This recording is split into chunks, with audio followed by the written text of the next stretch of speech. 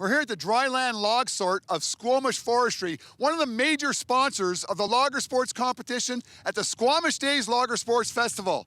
Hi, I'm Bill Diva. This week we're covering the modified saw, the men's choker race, and the spectacular tree felling. So don't go far, it's time for Lumberjacks.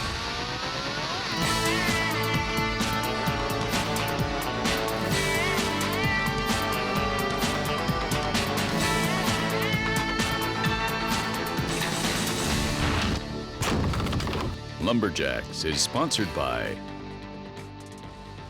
Echo, only professional grade with 5-year warranty. Crown, protect, maintain, save. K100, for all your gas-powered equipment, make water burn. Yamaha, rev your heart.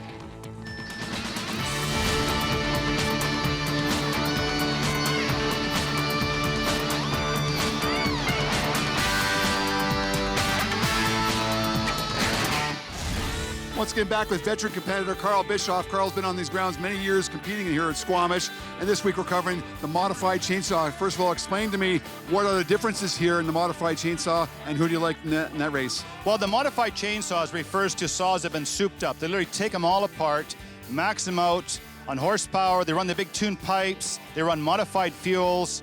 Tomorrow they got to make 2 cuts, 1 down, 1 up, and 4 inches of wood. My favorites would be Mitchell Hewitt, Wayne Polson, Dennis Cahoon from California, and myself. Top 4, I would say, tomorrow. And another event, a spectacular event, we saw it a couple of years ago when we were on Lumberjacks TV, is the tree felling. The whole ground shakes when that event actually happens because those trees are big. What are the diameters of those trees that are going to be using chainsaws to fell? They're actually right here behind us. Those trees will go from 18 to 22 inches. You draw your tree. There's a stake out in front, 20 feet on a red dot. You get a 1-minute warm-up, you race to the base of the tree, you start your saw, you have to put a legal undercut, referring to a humboldt, has to have a hinge, plus holding wood across the stump to make a legal cut. And the object is to hit the stake as quick as you can to take the first place win. The favorites tomorrow would be Dennis Cahoon from Chico, California, hand faller, Sterling Hart, Mitch Hewitt, and myself. We're all hand fallers of many, many years, and the hand fallers have a definite advantage because we've been there and we've done it. Well, the tradition continues here at the Squamish Days Logger Sports Festival, now in its 58th year, run by a fantastic group of volunteers led by Brian Couture, Debbie Patterson, John Herford, and more. The Squamish Days Logger Sports Festival is a fun, action-packed weekend aimed at every member of the family to put a smile on their face. There's music, there's art events, there's children's activities, and of course, the world-class Lumberjack Show competitions. Well, we're now 2/3 of the way through the competition, and we are heading into the final third with Mitch Hewitt leading the way with 400 points. He's being tracked down by Bartow, Hart, Jesse Whitehead, and Lucas Brownjohn, still with an outside chance of catching him. We're going to be showing the top 2 heats of the tree topping competition, which is a couple of guys going 80 feet up in the air carrying a single buck saw on their belt. So the object of this event, of course, is they climb as fast as they can to the 80-foot mark, tie off, and then, of course, they have to pull these saws up, and then, of course, cut a big cookie off the top of the poles. This Zender versus Hoberg heat is a rematch from the tree climbing we had a couple of weeks ago here on Lumberjacks TV series. It was Eric Hoberg that beat Keith Zender 2 weeks ago. Here they are in the tree topping. Both guys neck and neck with Hoberg on the right and Zender on the left-hand side.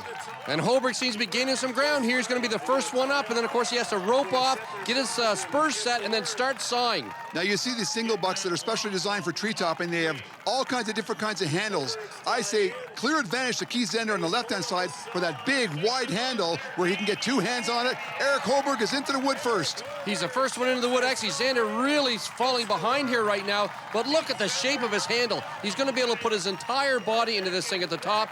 You see Hoberg over here on the right. He's using mostly one arm, one side of his body. He's about partway into the wood there now. Look on your left-hand side, though. Xander, look at this. He can really power through using all of his shoulders and arms. Now, those blocks at the top there are 12 inches in diameter. They have large starting cuts in them, so they have an easy time getting their saws in there, but they must complete the cuts. The times will stop when the discs actually hit the ground.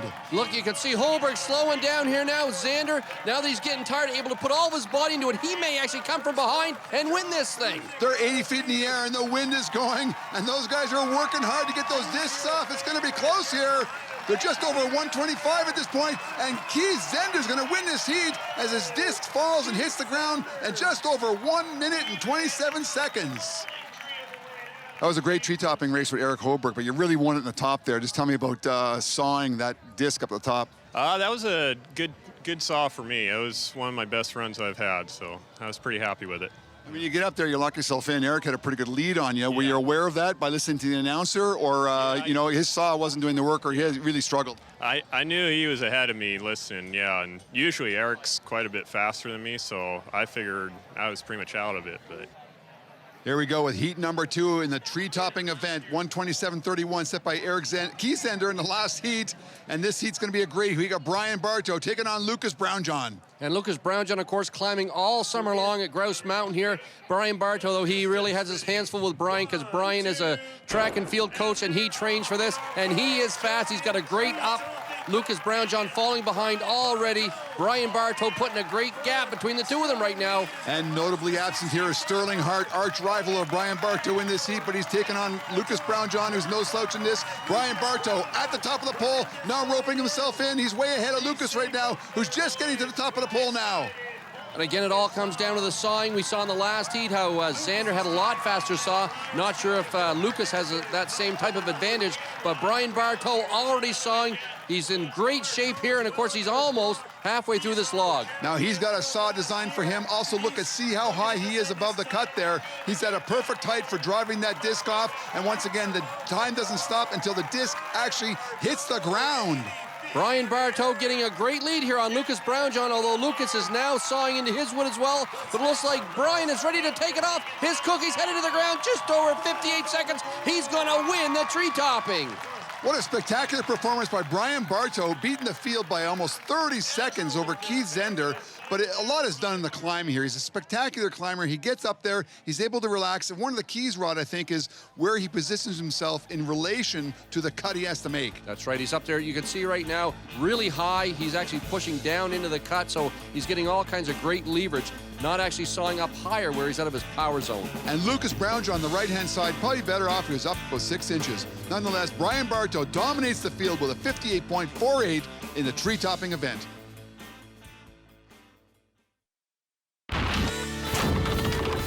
Just before the show got started, I had a chance to talk to one of the key sponsors here in Squamish. It's Scott Campbell from Howe Sound Chrysler. We had the opportunity to come to Squamish about a year ago. There's never been a Chrysler facility here, and we saw the need for that brand here. We sell Dodge, Chrysler, Jeep, and Ram, the full line. This is a family business. Both my wife and I work in the business, as well as my business partner. Coming to the community again, we wanted to support local events and be here for the community. That's why we've partnered with Lager Sports, because we feel it's a very important part of the community, not only for the individuals, but for also entertainment and for the economy for Squamish. And you just can't thank sponsors enough for stepping up to the plate, especially a first-year sponsor like this. Howe Sound Chrysler, very instrumental in supporting the Squamish Days Lager Sports Festival, and great to have them on board. Up next is the choker race. We're showing you the top 3 heats. His first heat, Brian Bartow taking on Nick Van Broeklen. And a bit of a grudge match, I guess. Both these guys are actually track coaches from the United States. Brian Bartow, though, going to make this look easy, even though these choker cables are over 30 feet long, weigh over 80 pounds. And here in the choker race, it's clear advantage to be able to have the long legs, because you're going to see them hurtling over the bunk logs in just a second after they make their way across the burling pond. And no easy feat either. These bunk logs are about 4 feet in the air, so it takes quite a jump to get over them. Both these guys, though, very capable athletes. And look at this. Both guys hurling these logs. And they make those choker cables look light. Those choker cables are actually 80 pounds. They're carrying them like they're pieces of rope. Brian Bartow is done first. He hurdles his way over the bunk logs on his way back across the pond. Takes 2 seconds to straighten out his run with the boom log, and he's across. Brian Bartow with a time of 24.4 as Van Broeklen is in the drink. He gets out quickly and crawls across the finish line. Great job finishing by Nick Van Broeklen. Good race with Nick there on the choker race, and I think we talked about once before. You're a hurdler, or you teach track and field. You hurdle those logs. Yeah, I teach track and field. I've done some hurdling. My opponent, the same thing. He's a hurdler as well. We had a bit of a grudge match from last year. It was a really close race. But yeah, we actually went and asked Debbie to put us in the same heat so we could race against each other. Well, looking at that replay, it looks like Nick Van Broeklen doesn't quite go over the bunk log. He goes over the sawing log. A little bit of an advantage there. Probably a couple of inches different that you don't have to hurdle. Heat number 2, Jordan Mulheron taking on Paul Lohr. Time to beat, 24.46. Both these guys, East Coast boys. Right here, Jordan from New Brunswick, Mr. Lohr from Nova Scotia. And it looks like he's in the drink already as Mr. Lohr is making his way over the second bunk log. Not hurdling like the last pair, but he's getting the job done nonetheless. No question, he's making that 80-pound choker cable look like 80 pounds. He's got the fancy suspenders and hat to go with it, but he's having a hard time getting it underneath the bunk log. Jordan is well on his way. It looks like Paul Lohr is falling asleep across under the bunk log. Jordan Mulheron not worrying about that at all. He straightens out his run. He's coming across the boom log. If he can stay up and stay dry, he's got it made, and he does. Makes it to the other end of time, 37 seconds. And Paul Lohr is well behind. He finally found the choker cable. He's got a big smile on his face, and he's making his way over the last 2 bunk logs before crossing the pond. You always see a big smile on Paul's face. Look how he throws his choker. Get no idea to sling that thing underneath the log. But remember what he does for a living, right? He actually does these comedy shows, so he's always got a big smile on his face. Again, they've never done this event on the East Coast, so he's still trying to learn here during the event. But he does get it underneath here. It does look like he's stuck under the log. Hauls it through, get it hooked on, and then away he goes. But you always see a big grin on Paul's face. It's great to have guys like this competing here. Well, if you haven't done it before, you need a couple of lessons, or you just got to learn by experience. This last heat, Jesse Whitehead taking on Cassidy Shearer, time to beat 24.46. This should be a great heat. Now you talk about guys learning. Jesse Whitehead from down in New Zealand gets across, stays pretty much dry, but Jesse's learning all these events for his first time. It's his second time. He's actually third time he's been to Squamish, but look how fast he is in this event. He's learned them really fast. Here's another one of those long-legged guys. Cassidy Shearer with the big long legs should be able to hurdle the logs. Here comes Jesse. It's neck and neck right now. Both guys going over the last bunk log. Both guys heading over the pond exact same time. Oh, what a great race. Who's it going to be? Jesse Whitehead actually beats out Cassidy to win. And Cassidy just makes it over without getting wet. What a great finish. Well, great job by Jesse Whitehead, beating out one of the best in the choker race. What a great race with Cassidy Shearer there. I know you're not happy with the overall finish, finishing second to Brian, but just tell me about your race with Cassidy. Well, it started off good. I got pretty much right across the log and just about ended up in the water, but I managed to recover from that, and I must have set a bit faster than Cassidy and ended up just beating him at the end there. Well, again, a guy known for swinging a mighty axe. Jesse Whitehead finds himself almost at the top of the heap here in the choker race, but Brian Bartow takes home first place handily. What a fantastic place to visit. You drive up the road from Vancouver, British Columbia, up the Sea to Sky Highway, take the Sea to Sky gondola, and you get some spectacular views of Squamish and the surrounding area, including Howe Sound. Up next is the Modified Chainsaw. We're here at the Lumberjack competition, which is part of the Squamish Days Lager Sports Festival. In total, we're going to be showing you the top 3 heats. This first heat, Wayne Paulson against Saw Guru Dennis Cahoon. And a great race here. Wayne Paulson, no slouch at all in the hot side event, but Dennis Cahoon builds these things for a living. But they're down together, and who's it going to be up to the top? It looks like it's Dennis Cahoon. What a spectacular race there by Wayne Paulson, Dennis Cahoon. Wayne Paulson, the auto mechanic from Edmonton, almost takes out the old guy, Dennis Cahoon. No, last time we covered you 2 years ago, you were concerned you didn't do too well. This one was pretty flawless, wasn't it? Yeah, I did okay on this cut. Last 2 years ago, I cut out, and I expected to win.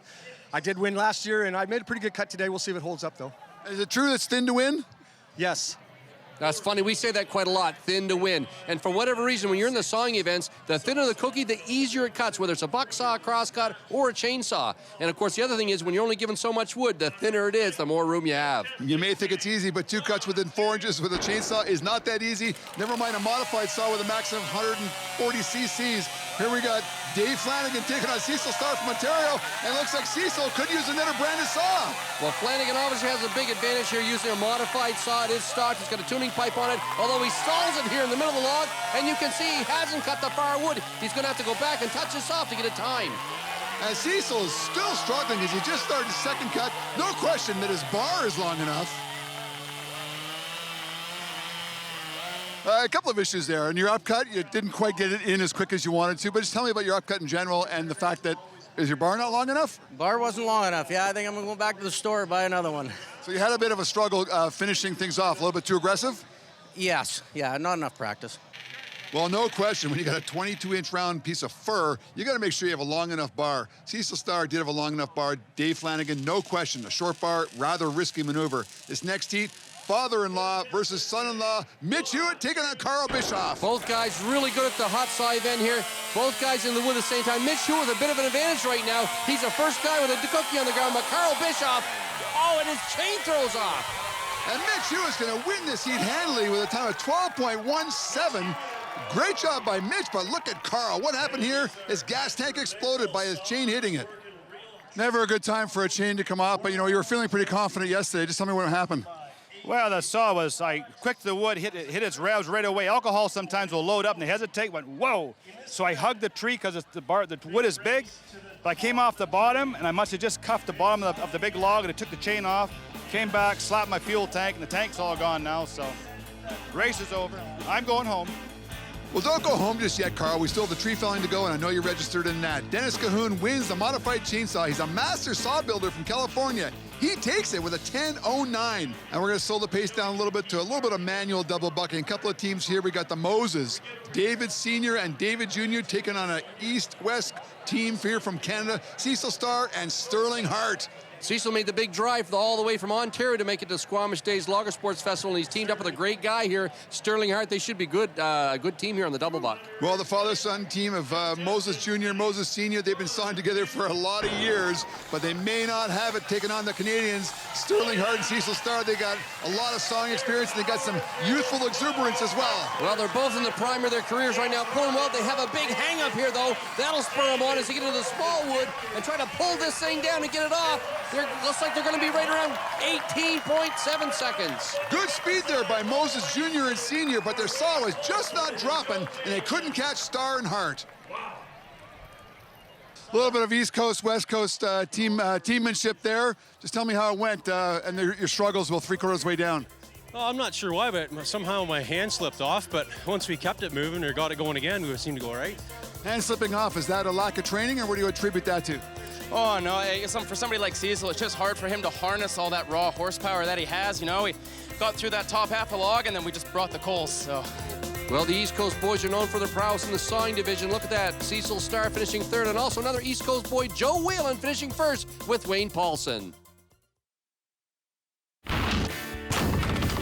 We're back here in Squamish, British Columbia for the final event of the Squamish Days Lager Sports Festival, and it is a spectacular event. It is called the Tree Felling. This beautiful 5,000-seat arena is about to shake with thunder as these poles are going to hit the ground, an event called the Tree Felling.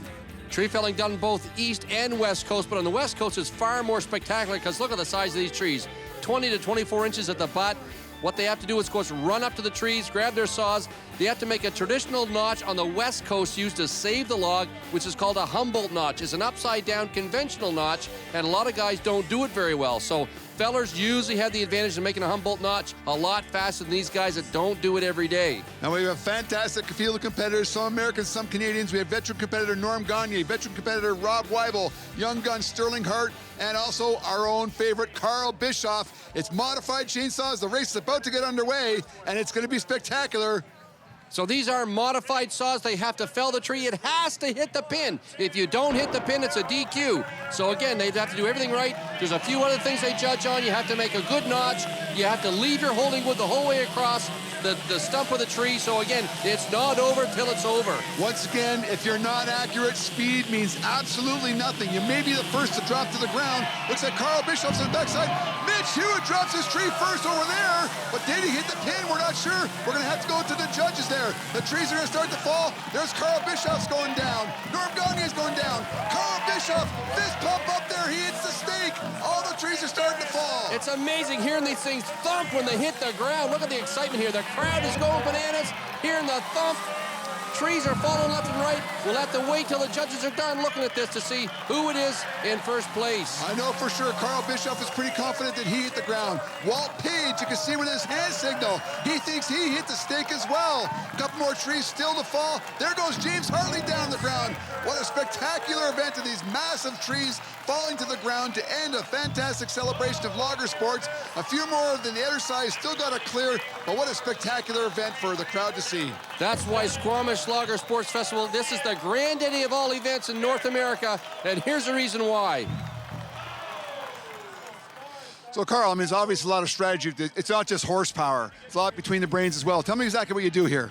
Well, I spent 25 years handfall in the province of BC, so this is nothing new to me. But in the arena, there's more pressure, but it has to be a legal stump, referring to the undercut has to come out of the face of the stumps. Has to be a slope here, cleaning undercut, which we see here, which is legal.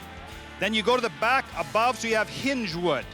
Plus you have to have holding wood across the whole stump, which I do have. But it all went good, so hopefully I'm in the top.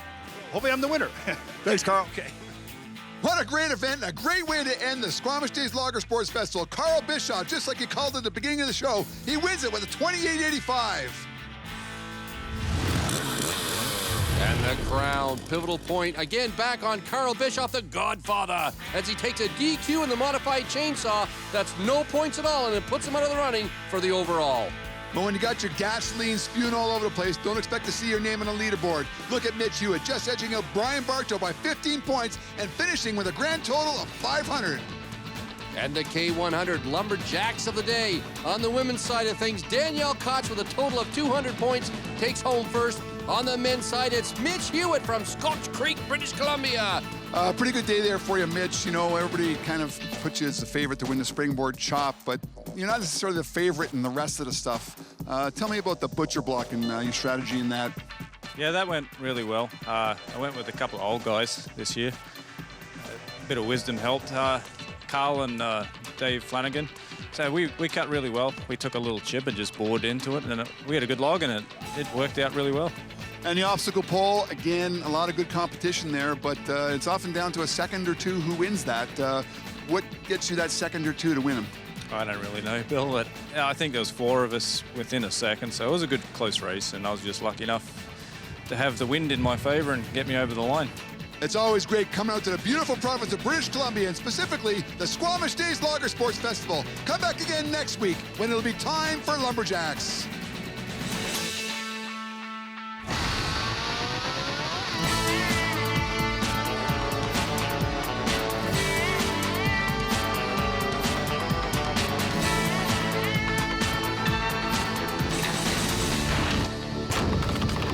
Lumberjacks is sponsored by Echo, only professional grade with 5-year warranty. Crown, protect, maintain, save. Quick Dam, the new alternative to heavy sandbags. Yamaha, rev your heart.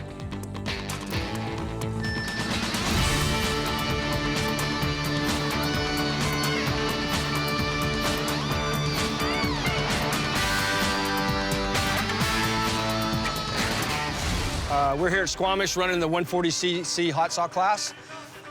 This is a Honda CR 125, bored out to 139 to make it just under the legal limit. Perfect.